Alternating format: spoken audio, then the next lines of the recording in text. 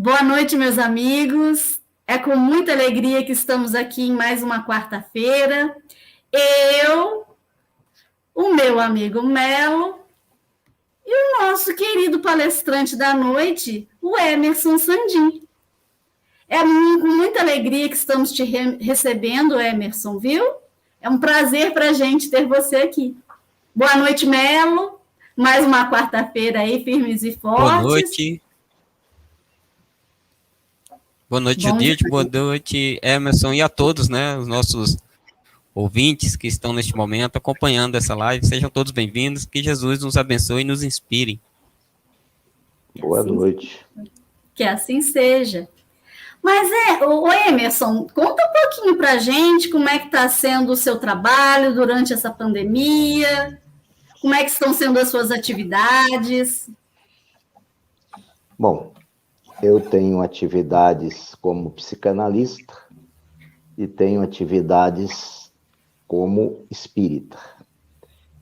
Como espírita, eu tenho uma página no Facebook chamada Espiritismo com Amor. É onde eu divulgo várias mensagens, divulgo também as lives, sejam minhas ou sejam de outros confrades. Eu tenho um grupo privado também no Face, chama-se Espiritismo com Amor, é só pedir para entrar, eu analiso lá uns requisitozinhos que tem, e ali nós temos divulgado a doutrina espírita na medida do possível. Temos também, como psicanalista, um trabalho bastante árduo, porque as pessoas estão inquietas, assustadas, ansiosas, com pânico, medrosas nesse momento da pandemia. Aí a gente procura, quando eu falo psicanalista, não é o profissional é diferente, eu estou falando com suporte, um diálogo com um aporte psicanalítico e espírita, né? Quando eu estou fazendo o trabalho muito voluntário, que eu chamo pacientes de Deus, aquele paciente Deus te pague. Então, tenho feito isso, tenho feito muitas lives, realmente, eu acho que nunca se teve uma demanda tão grande para a divulgação da doutrina espírita quanto nós estamos tendo na pandemia. Isso é ótimo. Certo, certo. A pandemia fez a nossa doutrina atravessar todas as fronteiras, né? Isso é muito bonito, muito bonito. Todo mundo pode ter acesso a muito conteúdo, conteúdos diversos, não é mesmo, meu amigo? Eu às vezes estou fazendo live, se tem pergunta do Japão, quer dizer, se eu tivesse entre quatro paredes de um momento presencial numa casa espírita, isso só se teria se houvesse a ubiquidade, né? Não se teria como ter essa difusão espírita que nós estamos tendo. E também uma solidariedade muito maior, as pessoas muito mais preocupadas com o bem-estar uma das outras, ou seja, quando num final de ano, por exemplo, se fazia uma prece para além da família, fazia no máximo, quando muito, para o Brasil. Hoje se faz preces necessariamente pelo mundo. Então, nós estamos globalizando até a nossa conexão com Deus. É mesmo, é mesmo. Inclusive a música do Melo, né, Melo? Sua música junto com a palavra da doutrina tá atravessando fronteiras. Então, meus amigos, nesse momento, vamos fazer a nossa prece inicial, vamos serenar nossos pensamentos, elevar esse momento, né, consagrar esse momento à nossa doutrina, à fé em Jesus, certo? Ó amigo Jesus, que eu possa olhar a estrada de terra batida, as pedras do caminho e sentir a vossa presença. Quando eu me sentir só, que eu possa olhar para as árvores e sentir através da leve aragem as vossas forças. Que na minha tristeza eu escute o som da harpa sagrada através dos cantos dos pássaros e que se torne impossível eu ficar impassível, porque é a vossa música dizendo que estais junto de mim. Que eu possa ir às montanhas e campos e descubra a beleza da natureza e sinta o maravilhoso poder de Deus se fazendo presente. Que eu possa deixar o orgulho, a tristeza, as decepções e os obstáculos na terra, pois nada mais existe perante toda a festa de cores, toda a luminosidade que vem do arco-íris e representa as suas emanações. Que eu me sinta purificada na fé do amor de Jesus, representado por toda a beleza que há ao meu redor. Que assim seja. Que assim seja.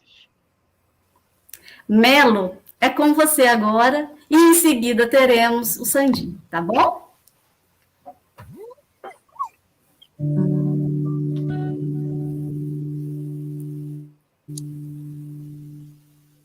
Então é isso.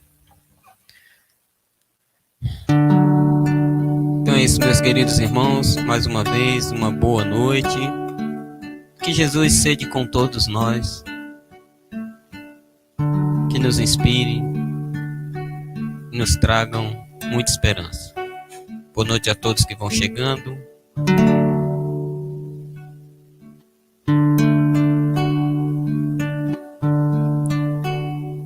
Um certo dia, à beira-mar, apareceu um jovem galileu.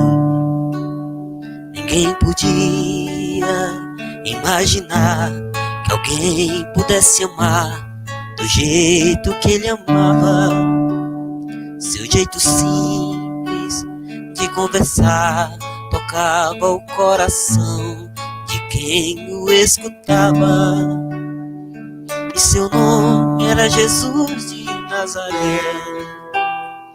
Sua fama se espalhou e todos vinham ver o fenômeno do jovem pregador, que tinha tanto amor.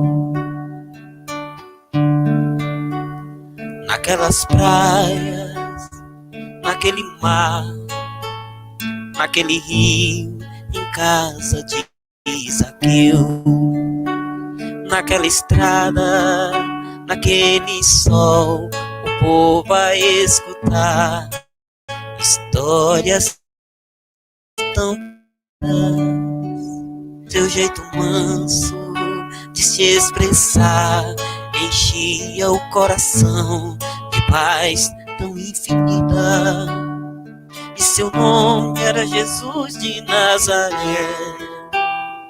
Sua fama se espalhou e todos vinham ver o fenômeno do jovem pregador, que tinha tanto amor. Em plena rua, naquele chão, naquele poço, em casa de Simão, naquela relva, no entardecer, o mundo viu nascer a paz de uma esperança. Seu jeito puro de perdoar fazia o coração voltar a ser criança. O seu nome era Jesus de Nazaré. Sua fama se espalhou e todos vinham ver o fenômeno do jovem pregador, que tinha tanto amor. Um certo dia, no tribunal, alguém levou o jovem Galileu. Ninguém sabia qual foi o mal e o crime que ele fez, quais foram seus pecados.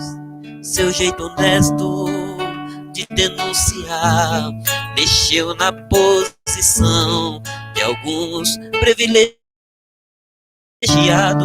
e mataram a Jesus de Nazaré. E no meio de ladrões puseram sua cruz, mas o homem ainda tem medo de Jesus, que tinha tanto amor. O seu nome era Jesus de Nazaré. Sua fama se espalhou e todos vinham ver o fenômeno do jovem pregador, que tinha tanto amor.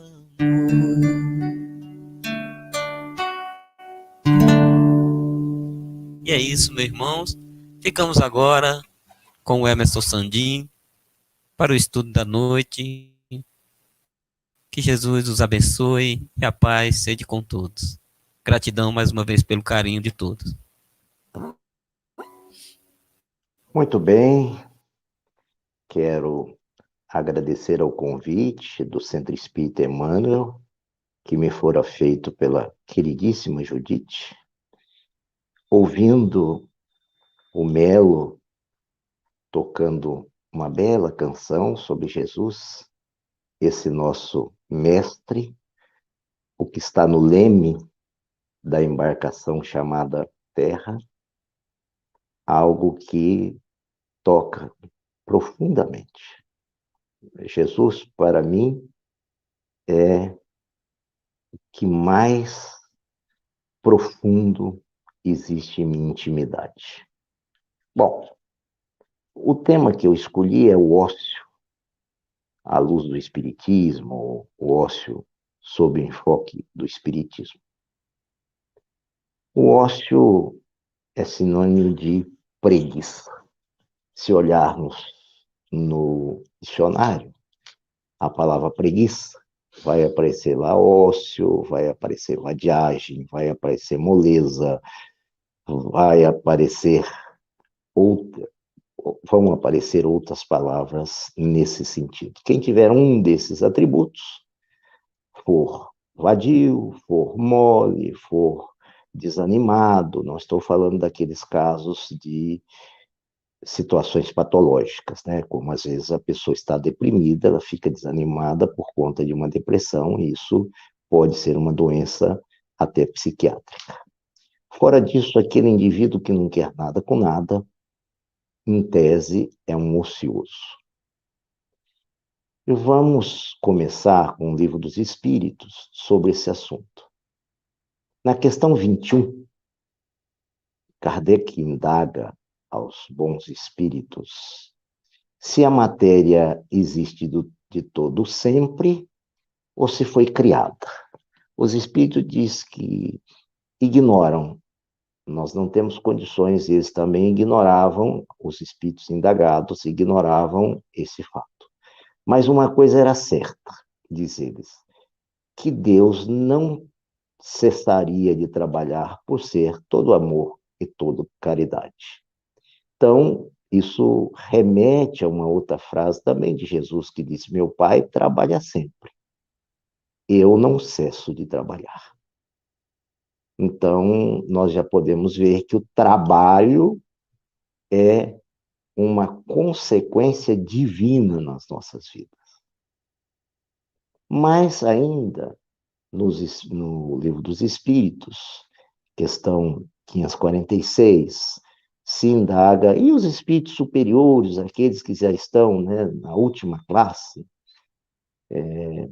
na classe especial, vamos chamar assim, eles ficariam, né, ociosos, dizem os espíritos. Se assim o ficassem, seria mais uma pena, né, do que realmente um sinal de evolução. Imagine só a gente parado o tempo todo, impossível.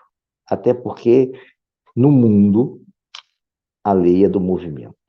A física quântica já nos mostra isso, desde a mecânica também física inicial, né, mecanicista de Newton, já mostrava o movimento, tanto que a maçã em movimento caiu no seu nariz.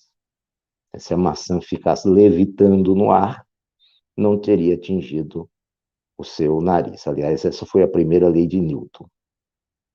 Então, percebendo que os espíritos, por mais superiores que sejam, trabalham, fica para nós aí uma indagação que nós não chegaremos a espíritos superiores enquanto não trabalharmos de forma amorosa, de forma dedicada e de modo espontâneo e não obrigacional. Como assim? A palavra trabalho vem do latim tripalium. Tripalium eram 3 paus fincados, né? 3 postes fincados, e a pessoa era amarrada ali, chicoteada, depois era posta a trabalhar. Então, o trabalho era extremamente uma obrigação, algo desagradável. Isso, com certeza, para quem pensa em uma visão junguiana, ficou no inconsciente coletivo das pessoas como um arquétipo, como uma imagem, né? Tanto que Jung chama de imago, o arquétipo, ou como fosse um flash de não gostar de trabalhar, né? Tanto é assim que a gente percebe no ser humano dizendo assim, meu Deus, acabou o fantástico. Ai, amanhã eu tenho que trabalhar. Olha só como o trabalho é um sinal ainda de pena para muitos. Ao invés de dizer, nossa, amanhã, graças a Deus, eu posso trabalhar. O trabalhar é uma coisa... Não vejo a hora de parar de trabalhar. Não vejo a hora de me aposentar. Aposenta-se, deprime-se, vai para o psiquiatra e fica doente. O trabalho é salutar. Observem aí. O trabalho é saudável. Quanto mais nós olharmos o trabalho com esse viés de prazer, de dignificação, de evolução espiritual, melhor será. Só assim nós vamos chegar mais rapidamente à condição de espíritos superiores. Ah, eu não quero chegar rapidamente à condição de espírito superior. Ótimo. Fica como está na questão 572 do Livro dos Espíritos. Qual a vantagem de se ter alguém inútil? Olha a pergunta que Kardec faz aos espíritos. Existe alguém inútil? Existe. Aquele sujeito que, né, o negócio dele é não trabalhar. Né? Ele é um fanfarrão. E os espíritos dizem, olha, ele está, né, na contramão da evolução, ele está deixando de contribuir para a melhoria do orbe, e nesta vida já ele vai começar a acertar por conta dessa sua inércia.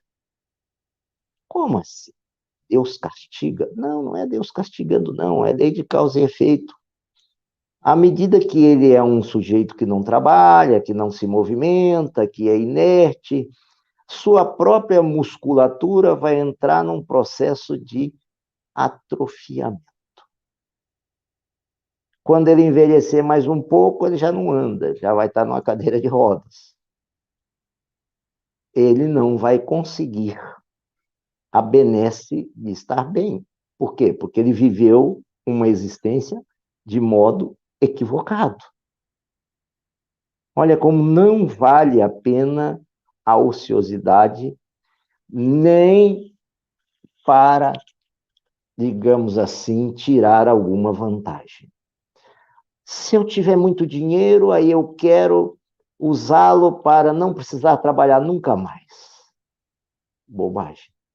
Como eu falei, você vai ter muito dinheiro, não vai trabalhar, vai gastar suas forças físicas antes do momento certo, não vai ser completista, aquele que deveria sair daqui depois de ter completado sua existência, vai morrer e vai ser tido como suicida indireto. Então, o ócio pode levar ao suicídio indireto. Aquela pessoa que gosta da boemia, por exemplo, o negócio dele é só curtição. Que pena. Ele vai ficar atrelado à matéria por muito tempo, porque ele vai se viciar de tal maneira naquela curtição. Depois que ele cair em si, que começar a pedir, a arrepender, aí que vai começar seu tratamento no mundo espiritual. Isso pode demorar meses, anos, décadas ou centenas de anos.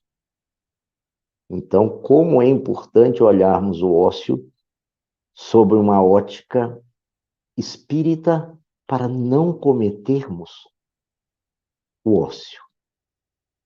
Por isso que é importante estarmos movimentando, estarmos divulgando, estarmos fazendo algo positivo. Lembrando que Jesus falou, ide e pregai. Poderíamos dizer, ide e trabalhai. Então, no aspecto do Livro dos Espíritos, eu pensei aí algumas questões, poderíamos olhar muitas outras, até porque tem uma lei moral na parte terceira do Livro dos Espíritos, especificamente sobre a lei do trabalho. Mas trabalho é o que, Emerson? Toda ocupação útil é trabalho, dizem os Espíritos.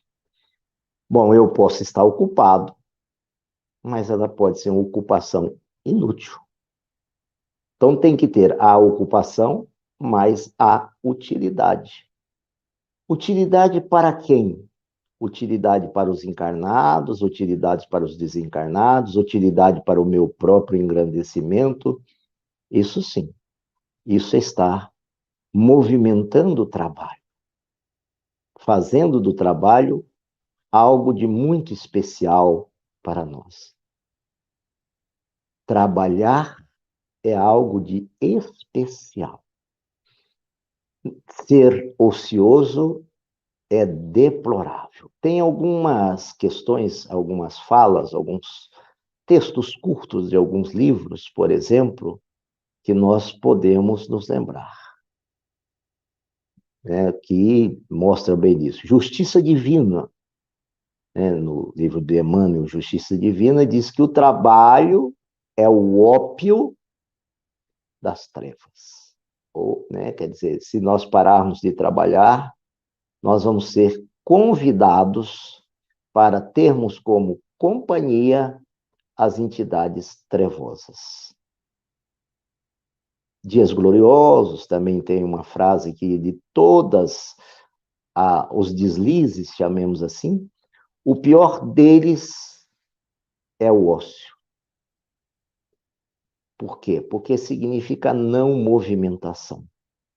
Se deixarmos, como diz Emmanuel, uma enxada parada, ela enferruja. Mentes que começam a parar de fazer exercícios proveitosos, positivos, são visitadas, em regra, pelo mal de Alzheimer. Mente vazia, oficina do alemão, do Alzheimer. Então, vamos observar que a parte dos nossos neurônios, a parte plástica dos nossos neurônios, que os nossos neurônios são plasticizados, quer dizer o quê? Quer dizer que eles mudam, quer dizer que eles têm intensidade de acordo com os nossos pensamentos, é a chamada neuroplasticidade que a neurociência descobriu. Se nós deixarmos de usar os neurônios positivamente, vai haver uma atrofia, um encolhimento do cérebro da calota craniana. Traduzindo, o cérebro vai ficar menor dentro da calota craniana. Esse cérebro menor, menos sinapses, menos conversa entre os neurônios, menos conversa entre eles, empobrecimento da cognição, traduzindo, dificuldade de compreender as coisas, dificuldade de raciocinar, dificuldade de lembrar, dificuldade de decidir. dificuldade de viver as emoções, as experiências. Então, se a gente quiser perder o paladar cerebral, já que está na moda falar em olfato e paladar perdidos pela Covid, se nós quisermos perder o paladar, quisermos perder o sabor das emoções, basta ser ocioso, que o cérebro vai entender isso como uma ordem de paralisação. Nós vamos dar a ordem de paralisação. Isso tem consequência só nessa existência? Claro que não. Se nós atrofiarmos o nosso cérebro nessa existência, nós vamos estar também atrofiando o nosso, entre aspas, cérebro perispiritual, do nosso corpo espiritual. Nós vamos reencarnar numa próxima existência com alguma distonia, com alguma disfunção, com algum transtorno na área cerebral. Sabe lá se Deus qual. Então, observe que ser ocioso vai para além dessa vida. Alcança outra existência. Por isso que, né, espíritos como Meimei, no Pai Nosso, num livro chamado Pai Nosso, chama muita atenção, dizendo que a ignorância e a preguiça são duas ocorrências muito perigosas para a alma humana. Nós espíritas, que somos chamados a estudar, que somos chamados a trabalhar, porque a caridade nada mais é do que um movimento, não tem jeito de fazer caridade parado, imóvel em todos os sentidos. Caridade requer movimento.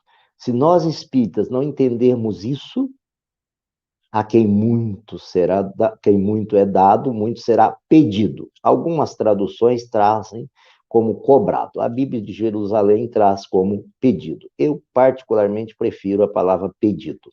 Cobrado parece que tem um cobrador, parece que Deus é cobrador, dá uma ideia de vingança, não me agrada muito, mas cada um pode ficar com a tradução que bem aprouver. E existe histórias muito bonitas a respeito desse assunto. Por exemplo, Filho Ocioso, que está no capítulo 32 do livro que Jesus mais do que ninguém encanta, que é Jesus no Lar, Neio Lúcio Espírito, psicografia do nosso querido Chico Xavier. No capítulo 32, Jesus conta uma história muito interessante, porque estavam discutindo sobre a fé, qual seria a dimensão da fé, se fé era o mero acreditar, enfim, que às vezes a gente acha que fé, eu acredito nisso, é fé. Não. Fé, segundo o Consolador, em Emmanuel, fala que fé não é dizer eu creio, é dizer eu sei. E nesse livro, o capítulo chama-se Filho Ocioso, estão os discípulos nessa questão da fé, né? É bom chamar a atenção entre discípulo e apóstolo, porque discípulo é aquele que esteve diretamente com Jesus, apóstolo é um exemplo de Paulo, que não esteve diretamente com Jesus, esse é um aspecto semântico interessante, e Jesus começa a contar uma história. Havia um rei, um grande senhor, que possuía fazendas, riachos, vales, pradarias, muitas lavouras, muitos trabalhadores, muitos serviçais, e que o rei era muito bondoso, o rei olhava aqueles serviçais com o melhor dos seus olhos, e os serviçais, por gratidão, de tempos em tempos, vinha lhe trazer alguma coisa, no mínimo uma flor. Já existiam outros indivíduos que moravam nessa cercania do rei, nesse território desse rei magnânimo, que simplesmente zombavam da ideia de trabalho. Se divertiam nas matas, gostavam mesmo era de poluir os rios, matarem os peixes, cortarem as árvores. Parece que nós estamos vendo esse espetáculo contado por Jesus hoje, né? Parece que nós estamos revivendo um momento ecológico atual. Diria André Trigueiro, certamente, que essa história, né, reflete o momento de agora. Mas esses indivíduos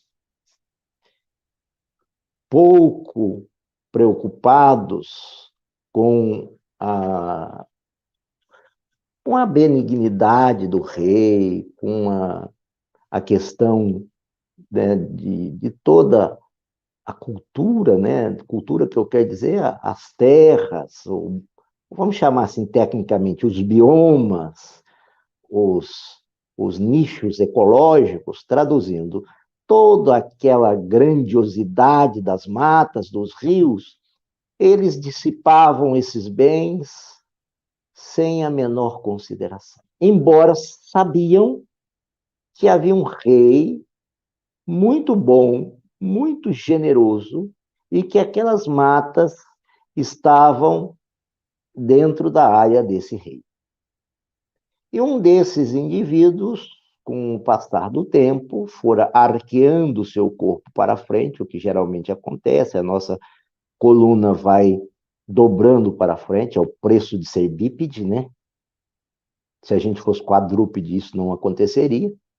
Mas como nós somos bípedes, à medida que a gente vai envelhecendo, a tendência postural, inclusive, nossa, é de irmos arqueando. Aí vem uns bicos de papagaio para ajudar e outras coisas mais, né?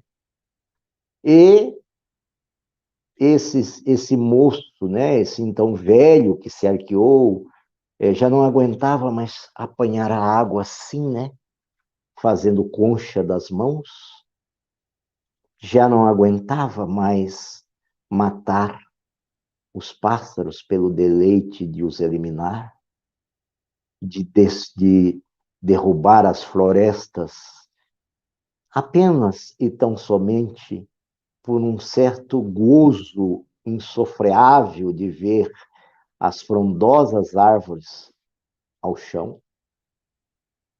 Os seus olhos já estavam embaciados, seus olhos possivelmente já tinha catarata, né?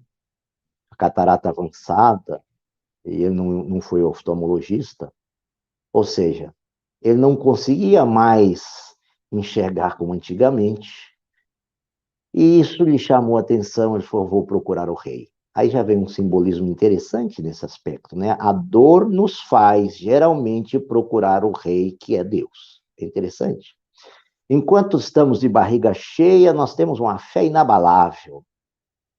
Mas quando a coisa começa a tomar outro rumo, geralmente isso muda. Muito bem. Ele chegou e viu um suntuoso palácio, um luminoso palácio, como está relatado por Jesus. E de logo, né, para usar uma palavra menos chocante do que de chofre, né, porque uma vez eu falei de chofre numa palestra, uma pessoa me perguntou o que isso tinha a ver com enxofre. Então, de logo, desde já, ele foi impedido pela guarda do rei. O senhor não pode entrar, o senhor não tem permissão para falar com o rei. Mas, ora, eu também sou um súdito, eu também sou um vassalo, eu também pertenço a esse reinado. E lamentou, e gemeu, e chorou, como a gente costuma fazer às vezes, bate o pé e fala, mas Deus não me ouviu, que absurdo, eu que sempre fui bom, etc, etc. Quando a gente fala isso, é tudo mentira, né? Quando a gente começa a achar muitas qualidades para a gente, cuidado. E ele falou. E o guarda disse, olha aqui, ó. Abriu um livro. Ele disse, o seu nome não está aqui como trabalhador ou como colaborador, como cooperador ativo. Volte e reinicie o seu trabalho. Que nós, em doutrina espírita, diríamos: volta, quer dizer, morra, desencarne e reinicie pela reencarnação o seu trabalho. Olha como a importância do trabalho era ali colocada para aquele súdito ocioso, para aquele filho ocioso. O título que Jesus dá a essa história já é muito bonita, porque ele chama de filho ocioso. Ainda que sejamos ociosos, não deixaremos nunca de ser filhos de Deus. Seremos, sim, tratados como ociosos. A cada um segundo suas obras. E ele volta e reinicia, e Jesus arremata a história, arremata o evangelho na casa humilde de Simão Pedro, mostrando que ninguém chegaria a Deus com ociosidade.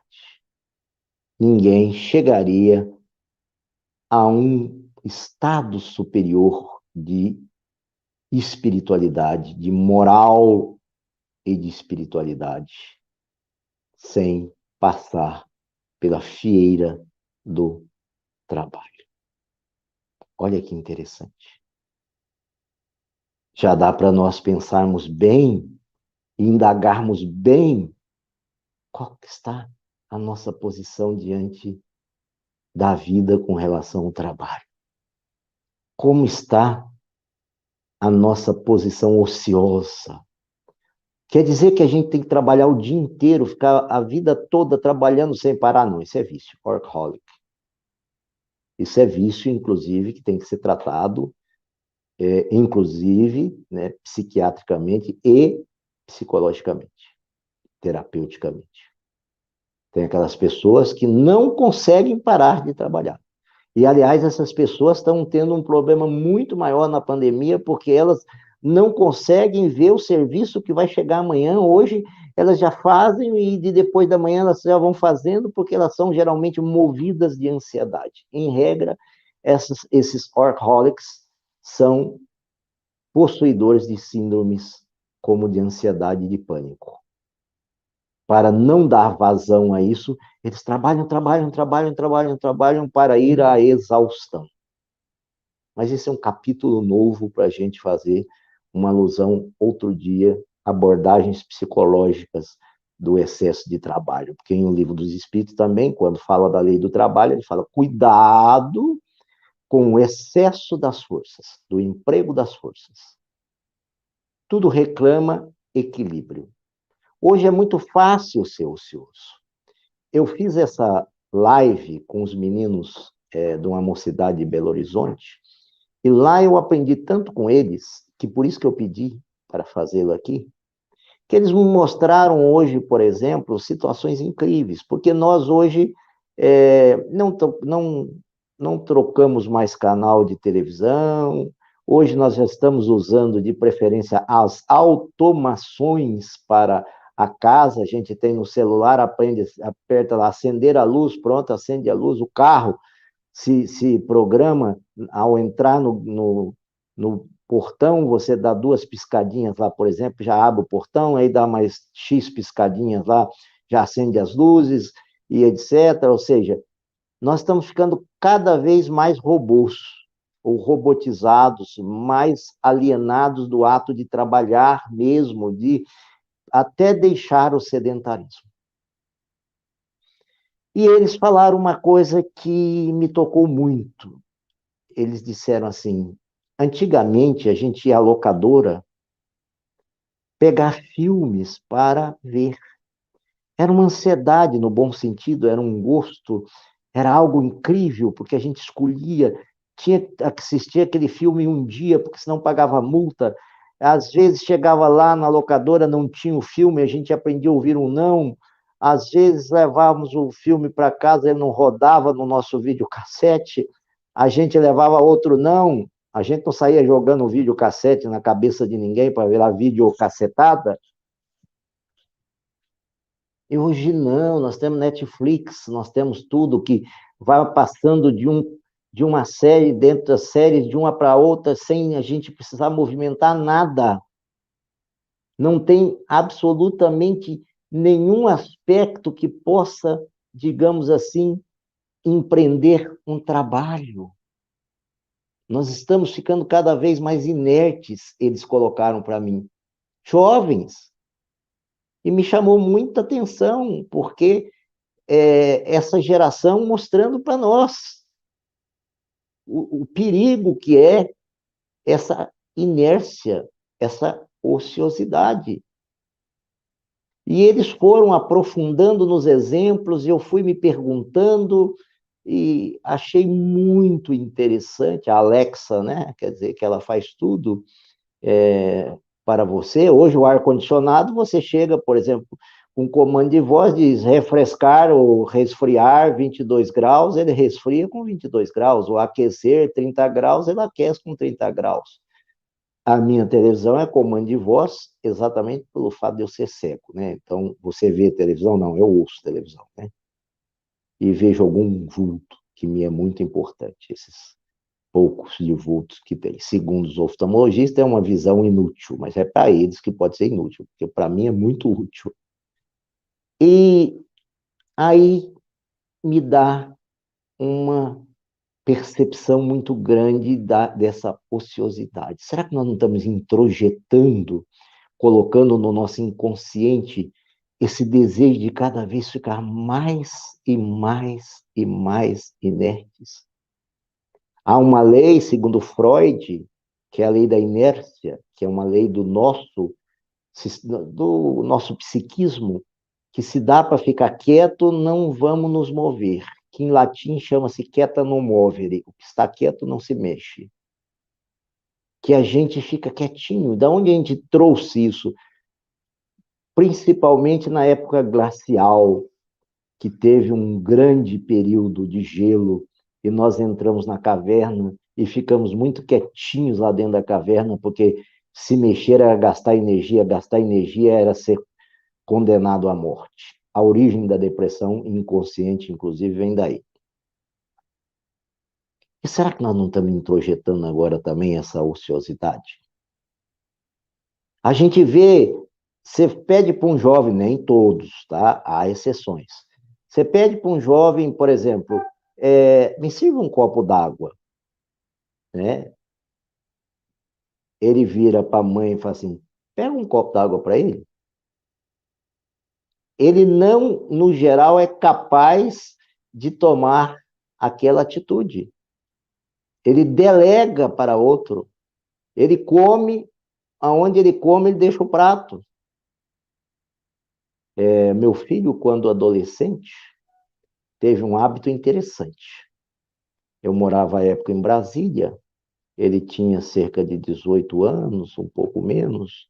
Ele resolveu pegar a roupa suja e jogar do lado do cesto. A moça que trabalhava em casa veio me falar, falou, o que eu faço? Ele está jogando a roupa ao lado do cesto. Eu pego? Não. Você dobra a roupa, põe de um lado e do outro da onde ele lava o rostinho dele. Tá? Na cuba tem uma parte de granito, você põe de um lado e do outro. Quando chega lá no teto, ele vai perceber que ele não tem mais roupa. Aí ele vai usar ou palha de banana ou alguma coisa para poder sair de casa. O que aconteceu? No dia seguinte, a roupa estava jogadinha dentro do cesto. Ele entendeu bem o recadinho. A inércia era grande. Se eu fizesse isso por ele, nunca mais. Para quê? Eu tenho quem faz. Eu sou o rei, tenho o meu súdito, o meu vassalo, que pega a minha roupa. Então, para que eu vou me preocupar? Então, isso é ócio. Isso também é um ócio espiritual. Você vai fazer prece? Vou. Aquela prece morna, porque o Livro dos Espíritos diz que a prece tem que ser fervorosa, realmente tem que ser uma prece de agradecer, de pedir e de louvar. Como é que você faz prece, fulano? Na hora de dormir. O que você faz? Pai nosso. Isso é prece? Não, isso é ociosidade. Nossa, estamos sendo ociosos até para pedir, até para agradecer, até para louvar. Até nesse sentido, nós estamos sendo ociosos. A gente via em centros espíritas, a gente não, eu ouvia falar. Às vezes, em centros espíritas, pessoas fazendo as preces finais, por exemplo, e o sujeito... Mas fulano, você dormiu? Não, eu estava concentrado. Imagina, você estava concentrado. Também não precisa ser uma prece que um confrade de Belo Horizonte fazia, segundo Jerônimo Mendonça contava, né? Diz que tinha um confrade que cada prece que ele fazia para um passe, o passe era individual, e com uma prece para cada indivíduo. Demorava cerca de 30 minutos de prece para cada indivíduo. Aí chegou a vez do Jerônimo, o Jerônimo estava com o primo dele, falou, vai você, falou para o primo. E o Jerônimo, né, enquanto o sujeito fazia a prece. Aí o cara falou, Jerônimo, é a sua vez. Ele falou, mas já? Ele dormiu, não viu o tempo passar, né? Isso também não é ser ocioso, isso é ser descaridoso com uma prece excessiva dessa. Diz que a prece tem que ser inteligível. Está lá nos itens 27 e 28 de O Evangelho segundo o Espiritismo. Aliás, Evangelho segundo o Espiritismo é um livro que nós devemos revisitar todo dia. Dias atrás, uma pessoa, através de um áudio, me mandou esse áudio, falando do que eu faço, etc, etc. Eu fico sempre... E quando começa a elogiar, eu... lá vem. Tem coisa de obsessor aí, é só esperar um pouquinho que ele bota a cara. Aí chegou e tal, que eu devia fazer as minhas palestras no meio das preces, etc, etc. Quer dizer, uma ritualística boba, né? E até aí, vai, tá, vamos admitir. Aí disse assim, no meio da fala, ninguém quer ouvir evangelho atualmente. Esse é um pseudo-sábio daqueles de primeira linha, né? Por isso que eu insisto, o Evangelho segundo o Espiritismo é o tesouro da nossa evolução espiritual. Ele faz com que a gente amadureça o sentimento e conscientize em nível de razão. Ele sentimentaliza o nosso raciocínio. Olha que coisa fantástica. Ele sentimentaliza o nosso raciocínio. E ele é movimento. Cada capítulo é um movimento. Cada capítulo é um ato de nós sairmos de nós mesmos e revermos o que estávamos falando. Por isso que eu digo, vamos aproveitar esse tesouro do Evangelho segundo o Espiritismo também, que é muito voltado ao trabalho. Fora da caridade não há salvação, está lá. E vem todas as bem-aventuranças que mostram que a gente deve trabalhar. Porque, segundo Severino Celestino, no livro Analisando as Traduções Bíblicas, na verdade, onde está escrito bem-aventurança, não seria tecnicamente a bem-aventurança. Porque em aramaico seria avante. Avante os aflitos, porque serão consolados. Me parece fazer mais sentido. Também, se quiserem ficar com as bem-aventuranças, não tem problema. Não é por isso que vamos discutir. Seja bem-aventurança, seja avante, é trabalho de reforma interior, é trabalho de melhoria. Mas o que mais é interessante, já encaminhando para o final, para vocês não perderem o sono, no capítulo 13 do livro Nosso Lar, o Clarencio recebe lá no gabinete dele de 2 em 2, lá no Nosso Lar. Enquanto ele fala com um, outro escuta e a carapuça vai servindo. E o André Luiz cedeu gentilmente a sua vez para aquela senhorinha. Aquela senhora sentou e começou a lamentar. Meu ilustre Clarencio, Fiquei sabendo que meus filhos estão passando por sérias dificuldades na crosta terrestre. Eu gostaria de ajudá-los, o senhor sabe, né? Como mãe, meu coração não fica tranquilo e tal. E começou, né, a fazer toda aquela vitimização. Aí o Clarence falou, minha mãe, é o seguinte, eu te pus, quantos bônus horas você tem, a senhora tem aqui? Eu tenho 304 bônus horas. Com 304 bônus horas, ela tinha alguns bons anos lá, era coisa nenhuma, né? E ela veio para falar com o Clarence de um local muito interessante do nosso lar, chamado Campo de Repouso. Né? Ela estava, assim, de férias. E o Clarence falou, olha, mas eu coloquei a senhora em tal ministério. Não, aquele ministério era impossível, não dava. As pessoas ali eram todas atormentadas. Mas eu pus a senhora no outro ministério. Não, aquele também não dava, os chefes todos ásperos e etc. E foi assim, nada dava. Né? E o Clarence tinha feito de tudo por ela. Disse, olha, minha irmã, não tem como a senhora visitar o plano, a crosta, porque a senhora não tem condições nem de se autoajudar.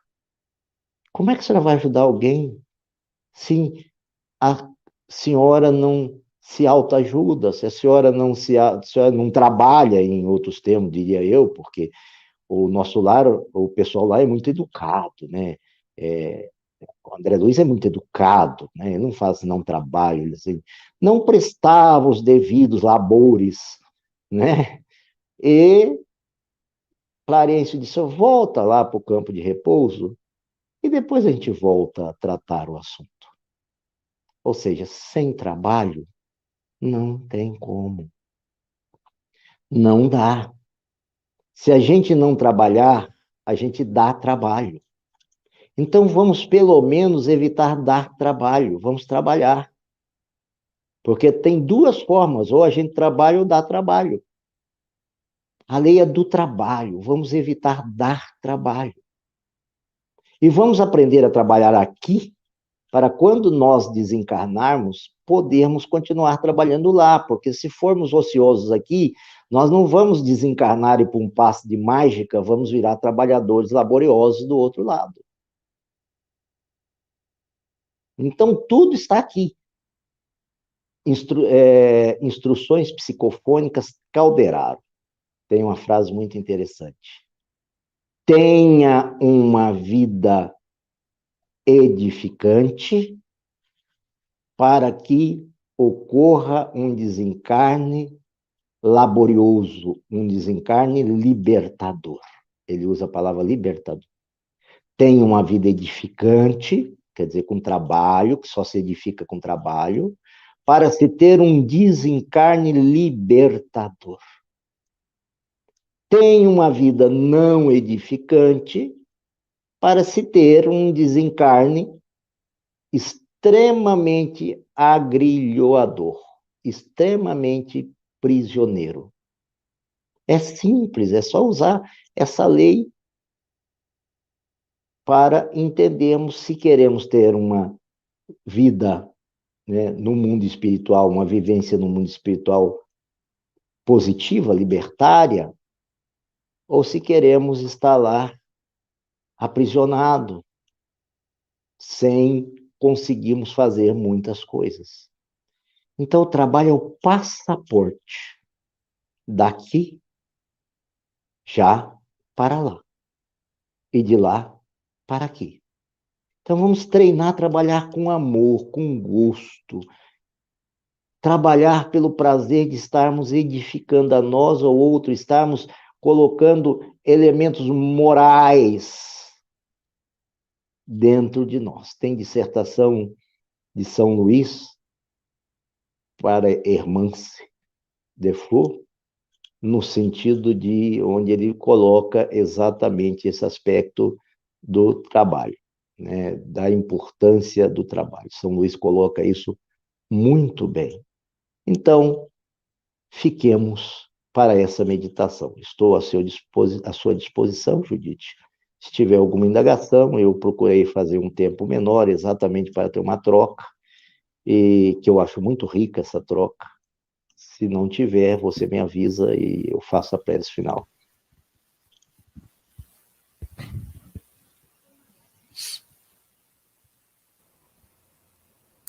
Então, Emerson, ainda não tem nenhuma pergunta. Eu vou deixar um minutinho, vou fazer um minutinho de silêncio para que todos que estiverem assistindo, né, se tiver curiosidade, se tiver uma pergunta, né, possa fazer. Melo, você tem alguma pergunta? Você tem alguma... gostaria de que o Sandin te passasse alguma outra informação a respeito do tema? Não, tranquilo, foi bem esclarecedor. Acho que importante para nós essa noite, esse estudo sobre a ociosidade, né? Muito bacana. Aprendemos muito nesta noite. Uhum. E eu também, particularmente, eu gosto muito de temas que aliem a prática, né, a rotina, o cotidiano e ciência, né? Temas, aspectos que você abordou muito bem. Adorei a sua frase, cabeça vazia, cabeça do alemão. Muito boa a sua frase.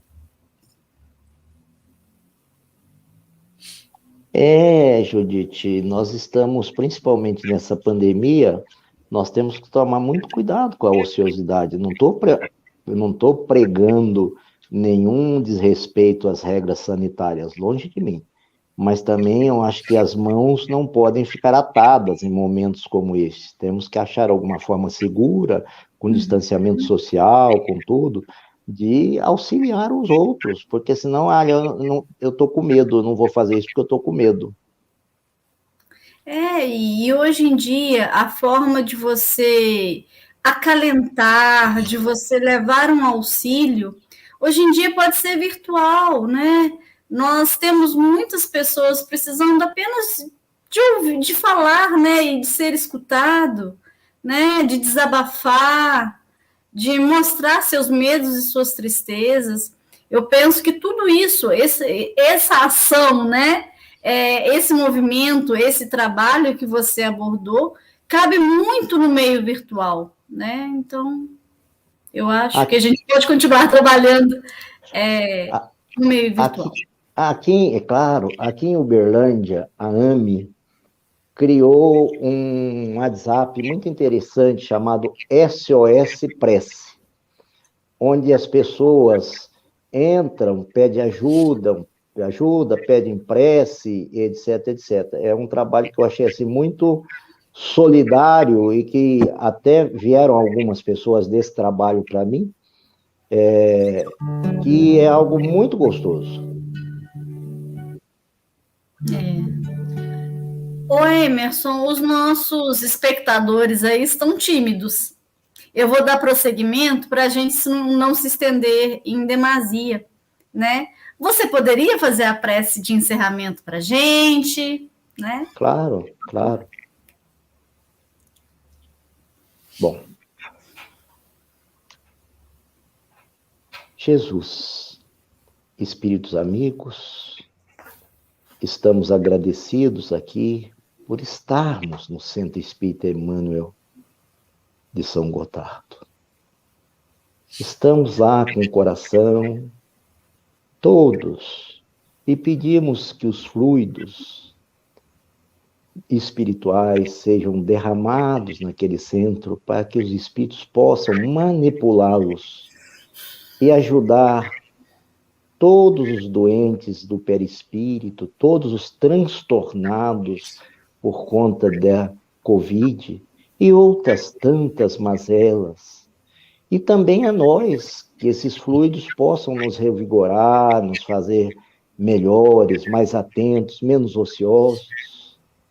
Pedimos muito, Senhor, que não nos deixe enveredar pela porta larga, porque a porta larga pode nos levar facilmente à preguiça e essa obsessão. Que possamos, sim, estarmos atentos, vigilantes, como o Senhor nos recomendou, e juntos, irmanados, solidariamente, virtualmente, como quer que seja, ajudando os nossos irmãos, pensando em nós como seres humanos e neles como irmãos nossos, para se ter uma grande família. Já se cria aqui, a gente percebe uma família espiritual. Hoje já dá para divisar isso, Senhor. Nos faça ser mais fraternos, mais próximos, mais queridos, mais amigos. É o que nós pedimos. E agradecemos por demais, Senhor, essa oportunidade, esse convite. Só há de minha parte gratidão, gratidão, gratidão. Que assim seja. Que assim seja. Obrigado, amigos. Agora a palavra com o Melo, para a gente encerrar essa noite no mais alto nível, né? E até quarta, né? Sandinha, eu espero que você continue com a gente. Até uma próxima oportunidade, né? Perfeito. Melo.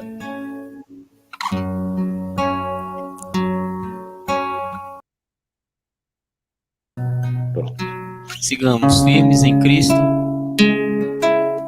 que a paz reine em cada coração.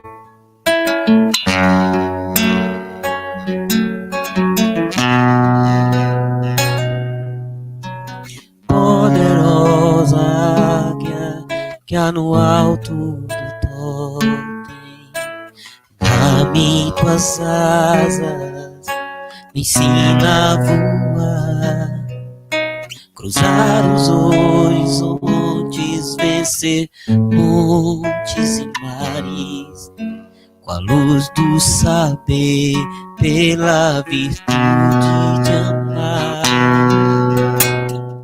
Com tua força tamanha, ouço, me ajude a derrubar as barreiras da vida que eu venha encontrar. E eu venho pedir a ti, ó tartaruga, que o totem estás a sustentar.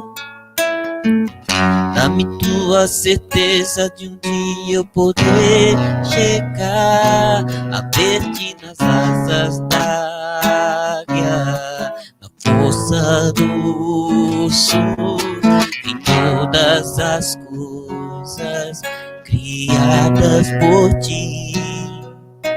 Eleva minha alma, me faz tão perfeito, me leva a saber que estás dentro de mim. Ó Pai nosso que estás no céu, santificado seja o teu nome em favor de todos. Ó Pai nosso que estás no céu, santificado seja o teu nome em favor de todos nós.